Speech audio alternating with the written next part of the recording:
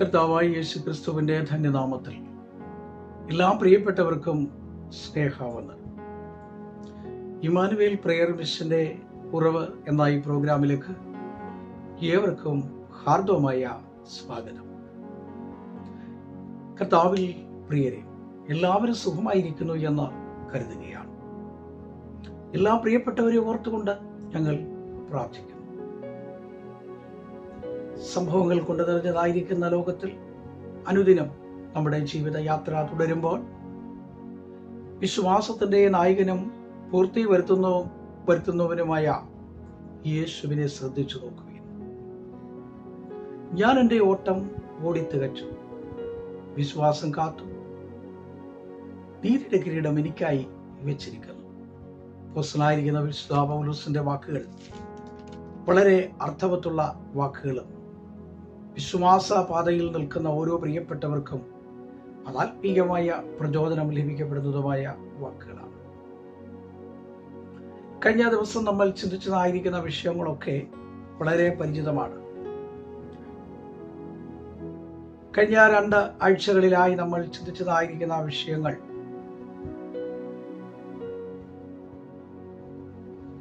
കുഴിയിൽ വീണതായിരിക്കുന്ന ചില പ്രിയപ്പെട്ടവരെ കുറിച്ചാണ്. ഒരു തെറ്റും ചെയ്യാത്ത പ്രാർത്ഥനയിലും ദർശനത്തിലും കാഴ്ചപ്പാടിലും ജോലിയിലും വിശ്വസ്തനായിരുന്ന ദാനിയേലിനെ സിംഹക്കുഴിയിൽ ഇട്ടു. അസൂയ കൊണ്ടാണ്, ഒരു തെറ്റും ചെയ്തിട്ടില്ല എങ്കിലും ഏതു വിധേനയും തന്നെ ഇല്ലാതാക്കുക എന്നുള്ള ലക്ഷ്യബോധത്തോടെ ഒരു സമൂഹത്തിന്റെ പ്രവൃത്തിയാണ് തന്നെ ഇല്ലാതാക്കാൻ ശ്രമിച്ചത്. എന്നാൽ ദൈവം കൂടെ ഉണ്ടായിരുന്നതുകൊണ്ട് തനിക്കൊരു കേടും വരാതെ ദൈവം തന്നെ രക്ഷിച്ചു. രണ്ടാമത്, കഴിഞ്ഞ ആഴ്ചയിൽ നമ്മൾ ചിന്തിച്ചത് ഇരമ്യാവിനെ കുറിച്ചാണ്. ഇരമ്യാവ് ഒരു തെറ്റും ചെയ്തിട്ടില്ല. താൻ ജനിക്കുന്നതിന് മുമ്പേ യഹോവ തന്നെ കണ്ടു. താൻ ജനിച്ചു കഴിഞ്ഞപ്പോൾ തന്നെ ശുദ്ധീകരിച്ചു.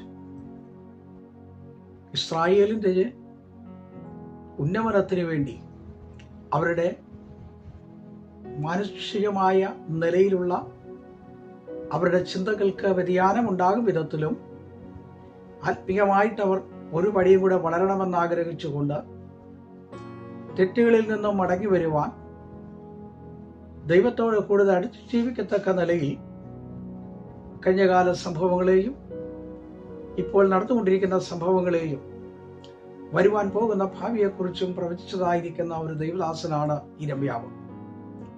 ഒരു തെറ്റും ചെയ്യാത്തതായിരിക്കുന്ന ആ ഇരമ്യാ പ്രവാചകനെ അവർ ഒരു പൊട്ടക്കിണറ്റിലിട്ടു. രാത്രിയില് തന്നെ സ്നേഹിച്ചതായ ആ ദൈവാത്മാവിന്റെ ആ കാഴ്ചപ്പാടിൽ ചില പ്രിയപ്പെട്ടവർ വന്ന് തന്നെ രക്ഷപ്പെടുത്തി. ഓർക്കണം, ഏതെല്ലാം വിധത്തിലുള്ള പോരാട്ടങ്ങൾ വന്നാലും വിശ്വസ്തയോടെ നിൽക്കുക, നിന്നെ വിടിവിക്കുന്നവൻ കൂടെയുണ്ട്. നിനക്കെതിരെ പോരാട്ടങ്ങൾ 100 കണക്കിനുണ്ടാകാം, ആരോപണങ്ങൾ ഉണ്ടാകാം. എടുത്തിട്ടില്ല എങ്കിൽ എടുത്തെന്ന് പറയും, ചെയ്തില്ലെങ്കിൽ ചെയ്തെന്ന് പറയും, ഒരിക്കലും പറഞ്ഞിട്ടില്ലെങ്കിലും പറഞ്ഞത് പറയും. പല വിധത്തിലുള്ളതായിരിക്കുന്ന ആരോപണങ്ങൾക്ക് വിധേയപ്പെട്ടാലും നീ വിശ്വസ്തനാണെങ്കിൽ ആ ദാനിയേലിനെ വിടിവിച്ചതുപോലെ ഇരമ്യാവിനെ വിടിവിച്ചതുപോലെ വിശ്വസ്തനായ ദൈവം കൂടെയുണ്ട്. മൂന്നാമത്, ഇന്ന് നമ്മൾ ഒരു കുഴിയിൽ വീണതായ ഒരു ആളിനെ കൂടെ ഒന്ന് പരിചയപ്പെടുത്തുവാൻ ആഗ്രഹിക്കുകയാണ്. കഴിഞ്ഞ 2-3 ദിവസക്കാലമായി ശബ്ദമില്ല. പനിയുടെ പ്രയാസത്താൽ വളരെ ഭാരപ്പെട്ടു. അതുകൊണ്ട് ശബ്ദത്തിന് വളരെയധികം പ്രയാസമുണ്ട്. ഇവിടെ ഒരു വാക്യം ഞാൻ നിങ്ങളുടെ ശ്രദ്ധയിൽപ്പെടുത്താൻ ആഗ്രഹിക്കുകയാണ്. ഉൽപ്പത്തി പുസ്തകം 37-ാം അധ്യായത്തിന്റെ 24-ാമത്തെ വാക്യം. അങ്ങനെ അവനെ എടുത്ത് ഒരു കുഴിയിലിട്ടു, അത് വെള്ളമില്ലാത്ത പൊട്ടക്കുഴി ആയിരുന്നു. അവനെ എടുത്ത് കുഴിയിലിട്ടു, അത് പൊട്ടക്കുഴി ആയിരുന്നു. ആരാണ് ഇട്ടത്? ആരാണ് വീണത്? എന്തിനാണ് ഇങ്ങനെ ചെയ്തത്? നമുക്ക് വളരെ പരിചിതമായിരിക്കുന്ന ഒരു വേദഭാഗമാണ്. അനേക ദൈവദാസന്മാരിലൂടെ വായിച്ച് കേൾക്കുകയും കഴിഞ്ഞ ദിവസങ്ങളിലൊക്കെ നമ്മൾ ഈ വേദഭാഗങ്ങളൊക്കെ ചിന്തിക്കുകയും ചെയ്തിട്ടുള്ള ഒരു വേദാംശമാണ്. യാക്കോബിന്റെ 12 മക്കളിൽ 11ാമത്തെ വ്യക്തിയാണ് ജോസഫ്. ചെറിയ പ്രായത്തിൽ താൻ കണ്ടതായിരിക്കുന്ന ഒരു സ്വപ്നം തന്റെ സഹോദരന്മാരും മാതാപിതാക്കളും ഒക്കെയായിട്ട് ഒരുമിച്ചിരിക്കുമ്പോൾ താൻ കണ്ടതായിരിക്കുന്ന സ്വപ്നം പറയുകയും ആ കാഴ്ച നഷ്ടപ്പെട്ടുകൊണ്ടിരിക്കുന്ന ആ വാർദ്ധക്യത്തിലായിരിക്കുന്ന വത്സല്യ പിതാവായ യാക്കോബ് അതിന്റെ അർത്ഥത്തിന്റെ വ്യാപ്തിയും വരുവാൻ പോകുന്ന നിശ്ചിതമായിരിക്കുന്ന കാല അനുഭവങ്ങളെ കുറിച്ചും അത് ഗ്രഹിക്കാൻ തക്കവണ്ണം കഴിഞ്ഞ ഒരു വ്യക്തിയാണ്. ഇത് മനസ്സിലാക്കിയതായിരിക്കുന്ന മറ്റ് സഹോദരങ്ങൾ ഉള്ളിൽ ആ ജോസഫിനോട് പകയും വിദ്വേഷവും കടന്നു വന്നു. ജോസഫ് കണ്ടതായിരിക്കുന്ന സ്വപ്നത്തിന്റെ അർത്ഥവ്യാഖ്യാനം ഇന്നല്ലെങ്കിൽ നാളെ നമ്മളെല്ലാവരും കൊയ്തു വെച്ചിരിക്കുന്ന കറ്റയിൽ ഞാൻ നിവരെ നിൽക്കുന്നു, നിങ്ങളൊക്കെ എന്നെ നമസ്കരിക്കുന്നു. അപ്പോൾ ഇന്നല്ലെങ്കിൽ നാളെ എന്നെ നമസ്കരിക്കുന്ന ഒരു കാലമുണ്ടാകും, അതാണ് അതിന്റെ അർത്ഥം. എന്നാൽ ഇത് കേട്ട മാത്രയിൽ തന്നെ സഹോദരങ്ങൾക്ക് ഉള്ളിൽ വളരെ വെറുപ്പും വിദ്വേഷവും പകയും അസൂയയും കടന്നു വന്നു. നിന്നെ ഞങ്ങൾ വന്ദിക്കുകയോ നിന്നെ നമസ്കരിക്കുകയോ നിന്റെ അടുക്കൽ വരികയോ ഇതൊന്നും നടക്കുന്ന കാര്യമല്ല. പരിഹാസപുച്ഛത്തോടുകൂടെ ആ കാഴ്ച കാണാനിടയായി. ചില നാളുകൾ കടന്നുപോയി. സഹോദരന്മാരുടെ ക്ഷേമം അന്വേഷിച്ച് ആടുകളെ മേയിക്കുന്ന ഇടയന്മാരായിരിക്കുന്ന സഹോദരങ്ങൾ ഗോക്കളെ മേയിച്ചും ആടിനെ മേയിച്ചും വെളിമ്പ്രദേശങ്ങളിൽ, മല താഴ്വരകളിൽ, വെള്ളമുള്ള സ്ഥലങ്ങളിൽ, പച്ച ഉള്ള സ്ഥലങ്ങളിൽ, അങ്ങനെ 2-3 മലകൾക്കപ്പുറത്ത് മൈലുകൾക്കപ്പുറത്തൊക്കെ അവർ കടന്നു പോകുന്ന യാത്രയിൽ എവിടെയാണോ രാത്രിയാകുന്ന അവിടെ കൂടാരമടിച്ച് ആടുകളെയുമായിട്ട് അവരവിടെ താമസിക്കും. അങ്ങനെ ജോസഫ് ഒരു ദിവസം അപ്പന്റെ അനുവാദം വാങ്ങി സഹോദരന്മാരെ കാണുവാൻ കടന്നില്ലപ്പോൾ വളരെ വിദൂരയിൽ സഹോദരനെ കണ്ടു. ഇതാ വരുന്നു ദർശകൻ. അവരെല്ലാവരും കൂടെ 10 പേര് ചേർന്ന് അവർ തീരുമാനിച്ചു ഇവനെ കൊല്ലണം. അങ്ങനെ കണ്ടമാൻ ഉപദ്രവിക്കുകയും മർദ്ദിച്ചവശനാക്കി തന്റെ വസ്ത്രം ഉരിഞ്ഞെടുത്ത് വളരെ നിരാശപ്പെട്ട ഒരവസ്ഥയിലേക്ക് കടന്നു വന്നു.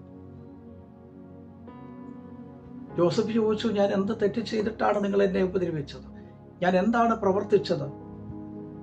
നീ ദർശനം നിന്റെ മുമ്പിൽ ഞങ്ങൾ വരുമോ എന്നൊക്കെ ചോദിച്ചു പരിഹസിച്ച് അതിനുശേഷം തന്നെ ഒരു പൊട്ടക്കുഴിയിലേക്ക് ഇട്ടു. തന്നോടുള്ള വിദ്വേഷം അസൂയായിരുന്നു. ഒരു തെറ്റും ചെയ്തിട്ടല്ല, ഒരു തെറ്റും പ്രവർത്തിച്ചിട്ടല്ല. താൻ കണ്ടതായിരിക്കുന്ന സ്വപ്നത്തിന്റെ വ്യാപ്തിയുടെ അർത്ഥങ്ങൾ സഹോദരന്മാർ തിരിച്ചറിഞ്ഞു. ഇവൻ ഉന്നതനാകും. പ്രിയമുള്ളവരെ, ഉന്നതമായിരിക്കുന്ന ചവിട്ടുപടികൾ ചവിട്ടിക്കയറുമ്പോൾ, ഉയരങ്ങളിലേക്ക് കോവടിയിലൂടെ മുകളിലോട്ട് കയറുമ്പോൾ നമ്മെ വലിച്ചിടുവാൻ ഒരു ശക്തിയുണ്ട്, തകർത്ത് കളയാനൊരു ശക്തിയുണ്ട്, ഒരു പോരാട്ടമുണ്ട്. ഏത് വിധത്തിലും ഇല്ലായ്മപ്പെടുത്തുക, നമ്മുടെ ലക്ഷ്യത്തിലെത്താതിരിക്കുവാൻ ശത്രു കൊണ്ടുവരുന്ന എല്ലാ പ്രവർത്തന തന്ത്രങ്ങളെയും തിരിച്ചറിഞ്ഞുകൊണ്ട് ദൈവത്തിൽ ആശ്രയിക്കുക. എന്നാൽ നമ്മൾ വായിക്കുന്നത് ജോസഫിനോടുകൂടെ ദൈവം ഉണ്ടായിരുന്നു, അതുകൊണ്ട് അവൻ കൃതാർത്ഥനായിരുന്നു. നിന്നിലൊരു ദർശനമുണ്ടെങ്കിൽ, നിന്നിലൊരു കാഴ്ചപ്പാടുണ്ടെങ്കിൽ ആ കാഴ്ചപ്പാടിൽ കൊണ്ടെത്തിക്കും. ആർക്കും എതിർക്കാൻ കഴിയില്ല. ഇത് അസൂയാണ്. 3 പ്രിയപ്പെട്ടവരെ, ഒരു തെറ്റും ചെയ്യാത്തവരെ, 3 പേരും 3 വ്യത്യസ്തമായ കാഴ്ചപ്പാടുള്ളവരായിരുന്നു. അവരെ 3 പേരെയും തകർക്കാൻ നോക്കി. എന്നാൽ ദൈവം അവരോടുകൂടി ഉണ്ടായിരുന്നു. ദൈവം നമ്മളോടുകൂടെ ഉണ്ട്. ദൈവം ബലപ്പെടുത്തും, ശക്തീകരിക്കും. ഞാൻ എൻ്റെ വാക്കിലൂടെ അവസാനിപ്പിക്കുകയാണ്. പ്രാർത്ഥിക്കാം. കരുണയുള്ള ആ ദൈവമേ, സുഖസ്ഥ പിതാവേ, അനുഗ്രഹീതമായ നല്ല സമയത്തിനായി കേൾക്കപ്പെടുന്ന വചനം ഓരോ ഹൃദയങ്ങൾക്കും ആശ്വാസവും വിടുതലുമായിരിക്കാൻ സഹായിക്കണം. ദൈവം ബലപ്പെടുത്തണം, ശക്തീകരിക്കണം. ആരോഗ്യത്തോടെ ബലത്തോടെ ഓരോ പ്രിയപ്പെട്ടവരെയും നടത്തണം. പഠിക്കുന്ന കുഞ്ഞുങ്ങൾ, വരാൻ പോകുന്ന എക്സാമിന് വേണ്ടി ഒരുങ്ങുന്ന കുഞ്ഞുങ്ങൾ, സ്വദേശത്തും വിദേശത്തുമായി ജോലിക്ക് പോയവരുണ്ട്, ഗൾഫിലുള്ളവരുണ്ട്, യൂറോപ്പിലുള്ളവരുണ്ട്, അമേരിക്കയിലുള്ള പ്രിയപ്പെട്ടവരുണ്ട്, ബിസിനസ് ചെയ്യുന്നവരുണ്ട്, ജോലി ചെയ്യുന്നവരുണ്ട്, പഠനവുമായി ബന്ധപ്പെട്ടവരുണ്ട്. എല്ലാ പ്രിയപ്പെട്ടവരും ഓർക്കുന്നു. രോഗികളായി കഴിയുന്ന അനേകരുണ്ട്. അവർക്ക് ദൈവാശ്വാസവും സൗഖ്യവും കൊടുക്കണം. പ്രാർത്ഥന കേട്ടതിനായി യേശുവിൻ നാമത്തിൽ തന്നെ ആമേൻ. Praise the Lord. ദൈവം എല്ലാവരെയും അനുഗ്രഹിക്കുമാറാകട്ടെ. ദൈവവചനങ്ങളാൽ ശക്തീകരിക്കട്ടെ.